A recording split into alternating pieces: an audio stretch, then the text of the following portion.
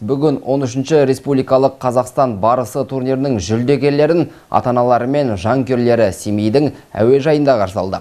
Қазақстанның басты жарысында үздік атанған жерлестерімізге арнап ән шырқалып, шашу шашылды. Балуандарды күтіп алған тілшіміз жалғастырады. Бүгін әуежайдың ішін көтеріңкі көңіл күй, ән мен домбыраның үні толтырды. Мерекелік көңілдің басты себепкері Қазақстан барысы жарысында қарсыластарына дес бермей, үздік атанған Ерасыл Қажыбаев пен Саят Шамшиев. Абай облысының намысын қорғаған қос балуанда жүлделі орыннан көрін алды. Қарсыластарына дес бермеген Ерасыл Қажыбаевтың ата-анасы да осында. Толқыныс болды, конечно, жүрегіміз ауырып, переживать етіп балаға. Әкесі бірге барып келді, өзі сол жаққа барып, сол жақта қуанып, сол қуанышты хабарды бірінші алып келді кісі. Қатты переживание болды, конечно. Бала үшін әрбір ата-ананың басынан өтетін нәрсе ғой ол.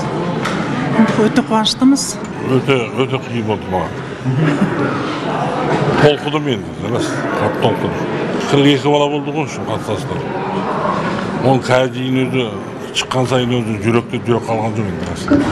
Жарыс финалында жерлесіміз Ерасыл Қажыбаев жеңімпаз атанды. Ол қарсыласын таза ұтып, басымдығын байқатты. Ерасыл бұл жарысқа 6-шы рет қатарынан қатысты. Жарыс өте жоғары деңгейде өтті. Бұл жарысқа қатысып атқаныма мен 6 жыл болды. 6 жылдың ішінде 2 рет финалға шығып, 2 рет күміс жүлдегер атанғам. Міне осы жолы Алланың қалауымен 3-ші рет финалға шығып, жеңімпаз атанып отырмын. Өзіміз Абай елі болып құрылғаннан бері тұңғыш барыс болып келіп отырмын. Бұл енді бір тарих деп есептеймін.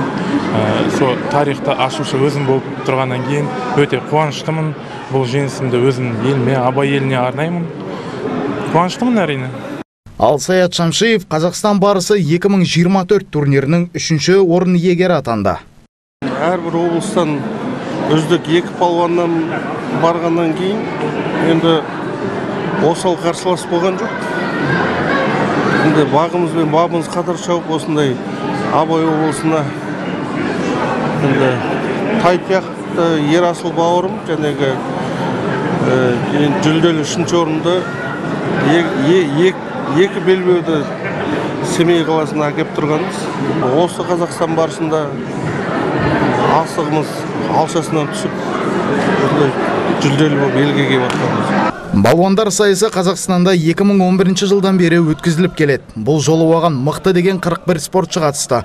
Осылайша биылғы жарыста Абай облысының спортшылары озық шығып, аймақтың намысын абыроймен қорғап шықты.